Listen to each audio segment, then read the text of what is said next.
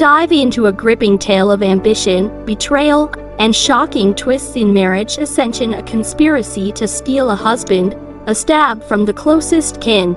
Follow Anh Vỹ, a cunning beauty, as she schemes to win a wealthy man's heart, only to unravel dark secrets and face devastating consequences. Packed with drama, deception, and raw emotion, this Vietnamese story captivates with its vivid characters and unexpected turns. Tune in to discover who truly holds the power in this thrilling saga.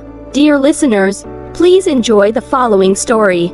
In the karaoke room, Anh Vỹ had just finished singing a song, and her female colleagues clapped enthusiastically while the male ones whistled nonstop. With a touch of charm and a hint of shyness on her face, Anh Vỹ stood up and handed the microphone to the next person who had chosen a song. Ring ring. As soon as she sat down, Anh Vỹ felt a slight vibration from the bag slung over her shoulder. She pulled out her phone and quietly slipped out the door. The karaoke bar was filled with a cacophony of shouting in every tone and background music in every rhythm. She had no choice but to head downstairs and step outside the main entrance. Her phone stopped ringing for a moment before buzzing again. The screen displayed two words: Anh Vỹ. Anh Vỹ glanced at the 8 missed calls on her phone, a smug smile curling at the corners of her mouth. Over the past year, Anh Vỹ had gone on dates with 7 or 8 men, some introduced by relatives, others by friends, and a few through matchmaking agencies. Before each meeting, the matchmakers always hyped up the men as if they were heaven sent, but in person, a few sentences were enough to reveal their true nature, each one poorer and less impressive than the last. Among the mediocre crowd, she had picked out a general. Anh Vỹ, though from an ordinary background, had decent education and a stable job, making it into Anh Vĩ's consideration. After all, they were still young, so she decided to string him along for a while. Who knows, maybe he was a stock with growth potential. She found a quiet corner to stand in, pressed the answer button, and spoke in a soft, leisurely tone. Hello. On the other end, a man's voice came through, urgent and laced with 7 parts worry and 3 parts reproach. Anh Vỹ listened without responding, twirling a strand of her hair playfully with one finger. The man poured out his anxiety over briefly losing contact with her, but receiving no reply, he grew nervous, paused, and switched to a tone of apology and flattery. Anh Vỹ bit her lip, stifling a laugh, and responded with a voice full of faint guilt, as if seeking forgiveness, innocent and obedient. Though only 24, she had been beautiful since childhood and had long navigated the world of men. How to make them itch with desire, wasn't she an expert at that? It's not safe for a girl to go home alone at night. Let me pick you up, okay? Anh Vỹ asked with concern. Anh Vỹ lowered her eyes, glancing at her lambskin high heels and the smooth, fair thighs peeking out from under her slit dress, hesitating with a touch of arrogance. The fish had been on the hook for a while, so she decided to give him a little sweetness to keep him motivated. She adjusted her tone, about to say, "All right then," when suddenly a luxurious SUV tore through the night and stopped not far from her. The vehicle was over 5 meters long, adorned with bold chrome accents and a prominent VinFast logo. In less than 10 seconds, Anh Vỹ identified the model in her mind: VinFast VF9, worth over $1 billion. In the dim light, Anh Vỹ swallowed hard, her fox-like eyes glinting with desire. Anh Vỹ, getting no response, Anh Vỹ raised his voice, repeating, "Let me pick you up, okay?" Anh Vỹ recalled the Toyota Vios Anh Vỹ drove when they went on dates, and her lips curled into a sneer. Coldly, she replied, "No need, I'm busy." Hanging up, the door of the VinFast opened, and a man dressed like a businessman stepped out. Anh Vỹ stared at him, her gaze like a high-precision scanner operating at full speed. He wasn't exactly a textbook heartthrob, but he had a balanced physique, tall stature, and an elegant demeanor that screamed wealth. Anh Vỹ bit her red lips, her eyes fluttering seductively. She smoothed a lock of hair from her forehead, adjusted her form-fitting dress, and slipped off her jacket to reveal her fragrant shoulders. No mirror was needed, she knew exactly how alluring she looked right now. She lowered her head, pretending to check her phone, and walked toward the area where the car's lights were flashing. And then, over here. Before she could step out of the shadows, the man suddenly shouted toward the karaoke bar's entrance. Anh Vỹ stopped and turned her head to see Elman Than, her colleague who sat next to her, walking out. The man strode over, wrapped her in his arms, and whispered in her ear. Why her? Plain features, a flat figure, socially awkward, and clueless about fashion. A woman like that, thrown into a crowd, wouldn't stand out even with a magnifying glass. Yet she had a man who made others drool. On what grounds? Anh Vỹ, here's your bag. Her colleague, Sister HGG, hurried over, teasing. Calling your boyfriend, huh? You've been out here so long. Everyone's about to head home. Anh Vỹ snapped back to reality, forcing a smile to brush it off and changing the subject. I was just about to head back up. I saw Anh Than just then. Sister HG's phone rang.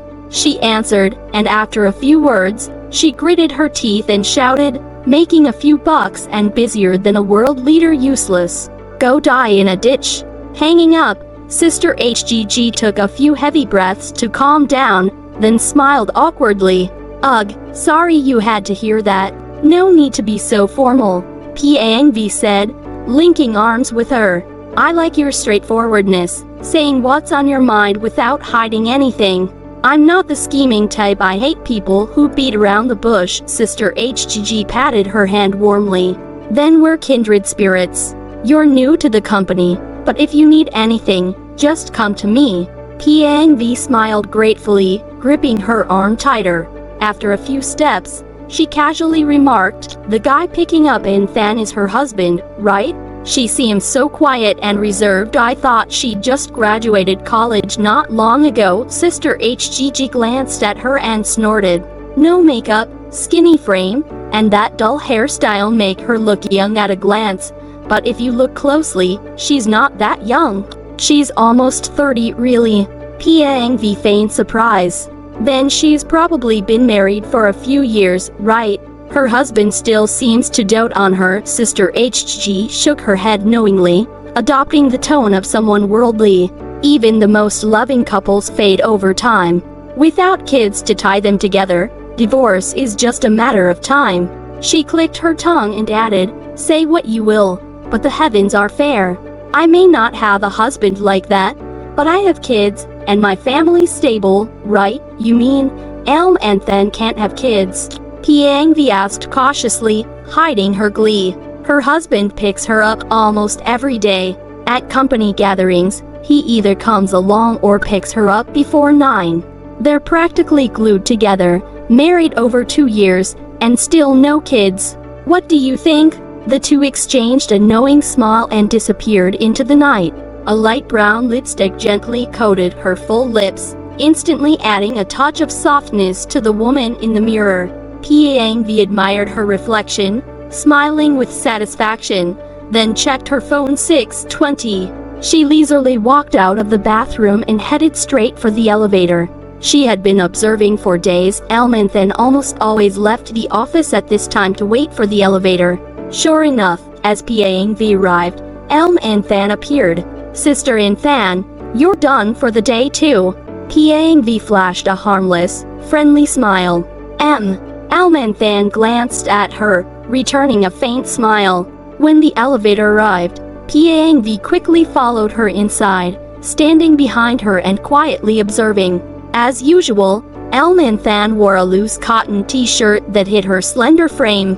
In the elevator, everyone displayed a range of expressions: tired, annoyed, cheerful, whether beautiful or plain. They all seemed vibrant. Anh Than, bare-faced, stared dreamily into the distance, as if trapped in a shell, separated from the world by an invisible barrier. The elevator reached the 4th floor, and more people squeezed in, causing Anh Than to step back, bringing her closer to Anh Vỹ.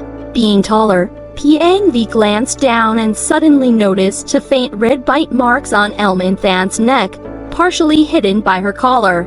P.A.N.V. sneered inwardly, pretending to be pure, but she's wild too. As the elevator doors opened, P.A.N.V. quickly put on a polite smile and naturally walked side by side with Elm and Than into the lobby. Sister and Than, I've been at the company for over a month, but we haven't talked much. Do you know why? As she spoke, P.A.N.V. casually linked arms with Elm and Than. In that moment, Elm and Than flinched slightly, but P.A.N.V. pretended not to notice. I don't know, Elm and Than replied softly. P.A.N.V. tilted her head, beaming. Because you're like a fairy, so ethereal and refined that people only dare to admire you from afar. As they stepped through the revolving glass doors, a car horn sounded. Elm and Than looked toward the noise and bid P.A.N.V. goodbye. It's so sunny today. I have an umbrella, let me walk you to your car. Without waiting for agreement, P.A.N.V. opened her parasol, stood close to Elm and Than, and walked toward the familiar VinFast. The car window rolled down, revealing the face P.A.N.V. had been dreaming of day and night. She pursed her lips, offering a shy smile, lowering her head, but subtly angling her body to flaunt her perfect curves. This is my colleague, P.A.N.V., Elm and Than introduced to the man. We just met in the elevator. The man didn't respond, only nodding politely at P.A.N.V. This is my husband, Than H. Nam, Elm and Than said to P.A.N.V. Brother Nam, P.A.N.V. said, looking directly at the man, her eyes sparkling. The man maintained his composure, but when their eyes met, P.A.N.V. caught a flicker of desire he couldn't hide. Hiding her triumph, she said warmly to Elm and Than, I used to wonder what kind of man could match our pure and elegant sister and Than. Meeting Brother Nam today, I finally get you to our match made in heaven, a perfect pair. Elm and Than gave an awkward smile. How are you getting home? Need us to give you a ride? No, P.A.N.V. quickly waved her hand. I'd feel bad, and it might not be on your way. I'll just call a ride. Where do you live? The man asked. I'm renting a place on Nguyen Tri for now, P.A.N.V. replied, seizing the chance to steal another glance at him, her eyes full of allure. The man's throat bobbed slightly. It's just a slight detour to drop you off. Hop in, it'd be such an inconvenience to your alone time. I'd really feel bad, P.A.N.V. said, feigning reluctance. It's fine, Elm and Than said, opening the car door and gesturing for her to get in. Only then did P.A.N.V. smooth her hair, lift her dress, and gracefully slide inside. Miss P.A.N., what do you think of this view? The real estate agent pulled back the large window curtains, revealing a lush green expanse dotted with low-rise houses. This area has only 2 high-rise buildings along the main road. The rest are low-rise homes and villas. The security is excellent, and the residents are high-class, perfect for a beautiful office lady like you. P.A.N.V. pushed open the window, taking a deep breath of the outside air. She could almost smell Than H. Nam's breath in it. She had secretly followed his car and learned he lived in the Vinhomes Riverside complex. This is the best-priced unit. There are a few people scheduled to view it tomorrow, so if you I'll take it, P.A.N.V. said, turning to the agent with a cold stare. Contact the landlord to sign the contract. Great. The agent, thrilled, immediately pulled out his phone and stepped to a corner to make the call. P.A.N.V. shot a disdainful glance at the man's back before turning to gaze out the window again. Looking at the exquisite, castle-like homes nestled among the greenery, she suddenly thought of Elm and Than's plain face, so out of place here, and couldn't help but sneer. After signing the contract that weekend, P.A.N.V. moved in that very night. She had planned it all out. The next morning, she'd stage a chance encounter with Elm and Than. At 6:30 a.m., P.A.N.V., meticulously made up, lingered near the parking lot gate of the complex. After strolling for a bit, she saw the familiar VinFast approaching and hurriedly ran out, pretending to be in a rush. One car, one barrier. As the car stopped, P.A.N.V. accidentally dashed in front of it, acting as if she hadn't seen it in her haste. Beep, the horn blared, and Piang clutched her chest, stumbling as she turned around. "Oh, it's you," she exclaimed, feigning surprise and delight as she looked at the man leaning out the window. "I live here. What are you doing here?" he asked. "Such a coincidence. I just moved in this weekend," Piang said, stepping to the side of the road. The passenger window rolled down, revealing Than's plain face with a faint smile. "It's hard to get a ride here. Come with us." Piang smiled gratefully. "I'm so sorry to trouble you both again. Don't be so polite, it's fate," Than said calmly.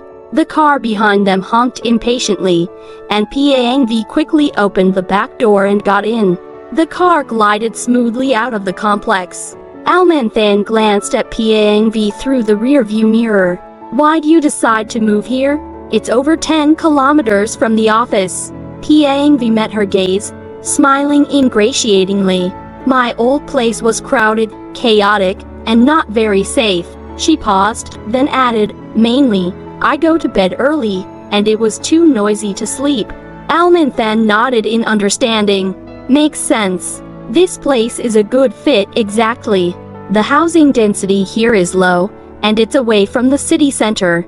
I slept so well last night," Piang said with a fleeting smile, then furrowed her brow. "The only downside is the transportation. The train station is 2 kilometers away, buses get stuck in traffic, and ride-hailing apps take detours. But the fares, for someone like me, just a few years out of college, it's a bit steep." She pouted, leaning forward, resting her elbow on her knee and cupping her face with both hands. She knew this pose made her look innocent and adorable, a tried and true move that no man could resist. Sure enough, Nam glanced at the right side rearview mirror several times, deliberately letting his eyes drift to the center mirror. "A round trip of over 20 kilometers taking rides morning and night adds up," Than said, seemingly oblivious to the subtle tension in the car. She thought for a moment, then looked at Nam. "Why don't we give Piang a ride to work from now on?" Piang's heart leaped, but she quickly said, "Oh no, Sister Than, that's not what I meant. I know you're kind, and I spoke without thinking. I don't want to take advantage of you." Than turned and smiled warmly. "Take advantage? It's just a ride. The seat's empty anyway." She looked at Nam. "What do you think? You decide." "I'm just the driver," Nam said playfully. "I'll chip in for gas, or I'd feel too guilty," Piang said earnestly. "No need to be so formal. And Than's a bit reserved and doesn't have many friends. Having a lively, innocent girl like you around is nice, and it puts me at ease too," Nam said, sneaking a few more glances at her through the mirror before turning to Than. "Right, Than." Than didn't respond, only smiling faintly. Since moving to the same complex, Piang and Than grew closer.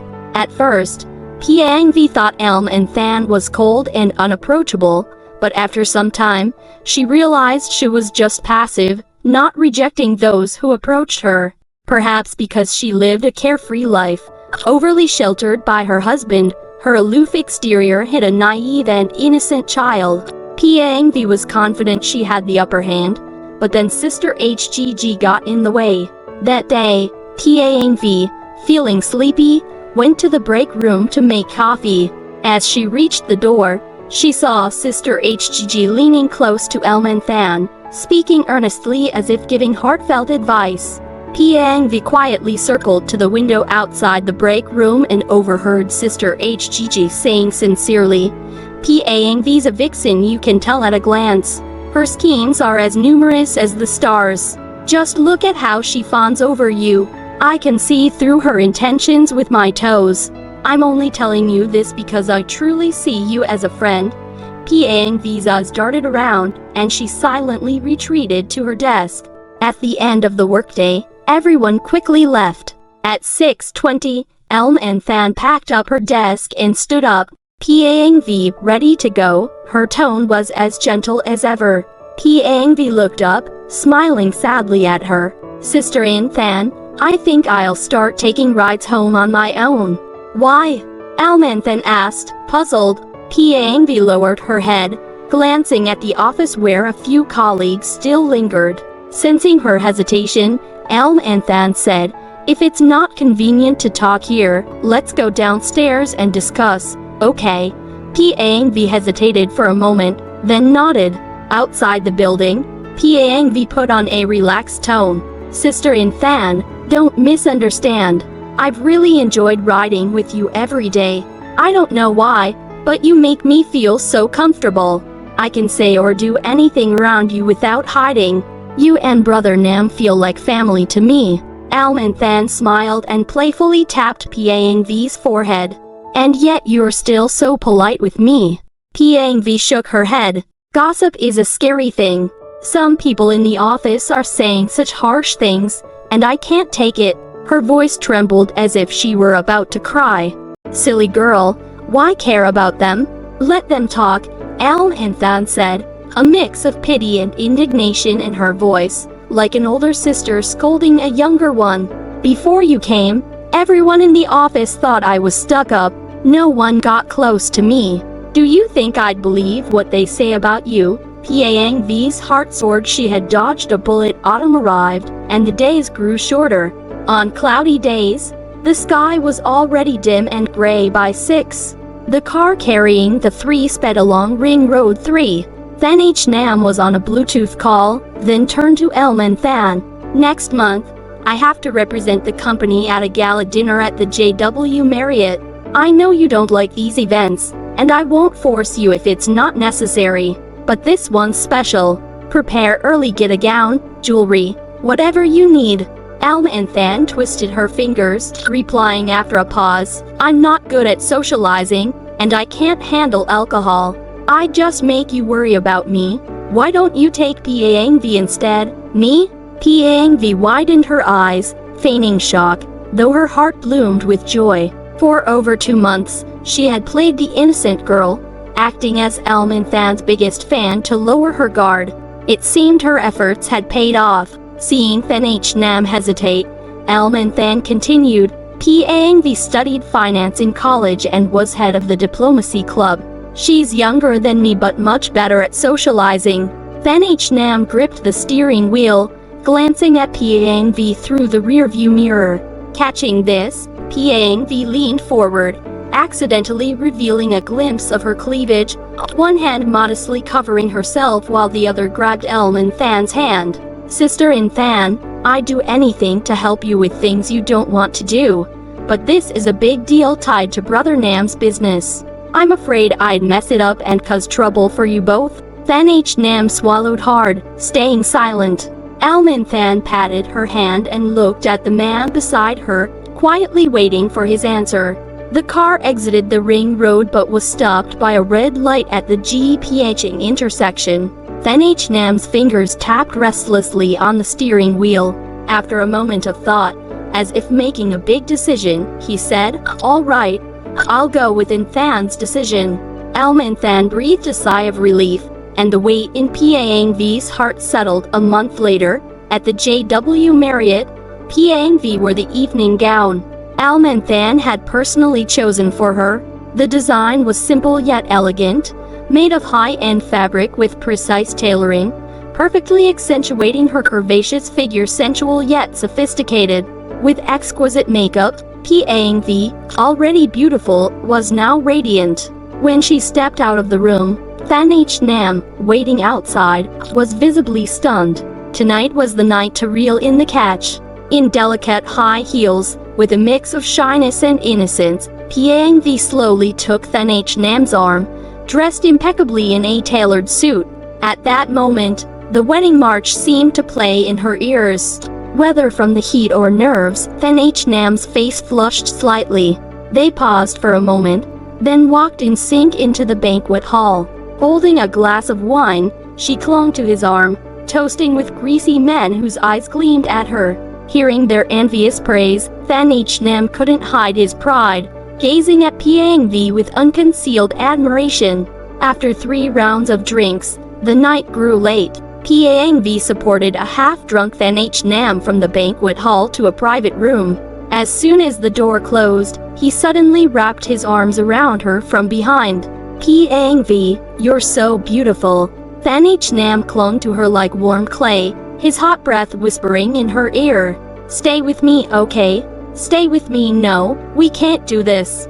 Anh Vỹ half pushed, half pulled. Sister Than is so good. We can't hurt her.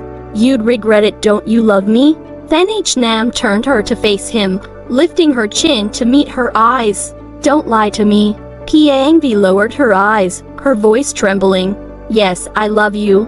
From the first moment I saw you, I couldn't help but fall for you.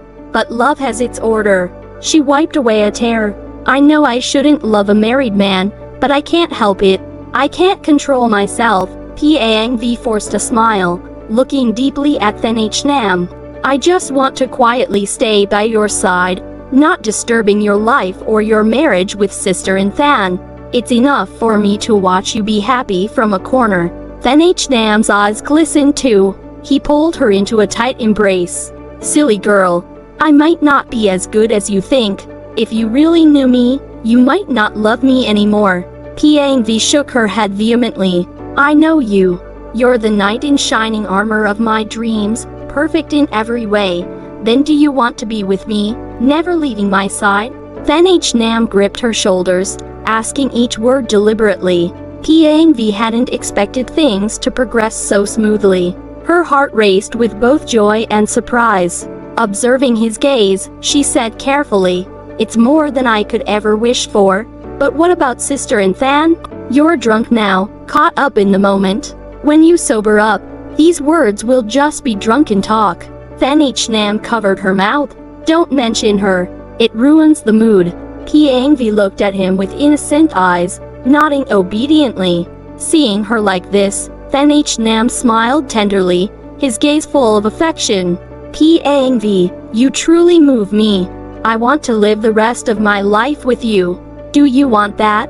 Happiness came so suddenly that Anh Vỹ felt it was unreal. She pinched her arm. Ouch. It wasn't a dream.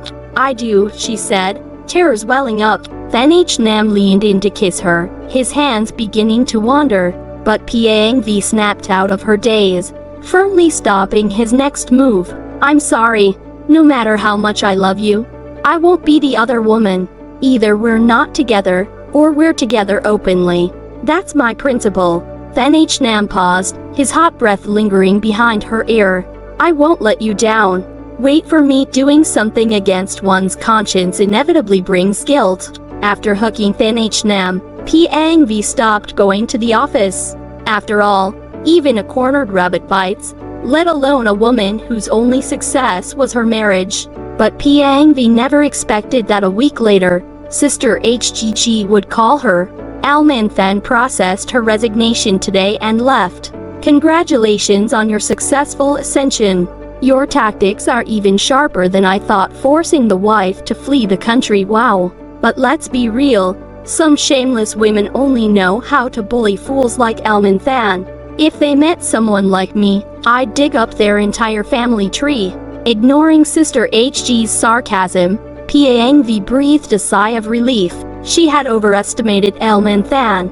After a smooth divorce, Anh Nam's affection for Anh Vỹ grew even more intense, but her seasoned experience kept her final defenses up. She knew the harder something was to attain, the more men craved it. Sure enough, Anh Nam didn't hesitate to step into marriage with her. On their wedding night, Anh Vỹ lay happily on the soft bed, gazing at the spacious dressing room, the bright bathroom, and the dozens of square meters of terrace outside the window. She couldn't help but laugh out loud. Wasn't this all her dream come true? Fresh from his shower, Anh Nam, wrapped in a towel, rushed toward her.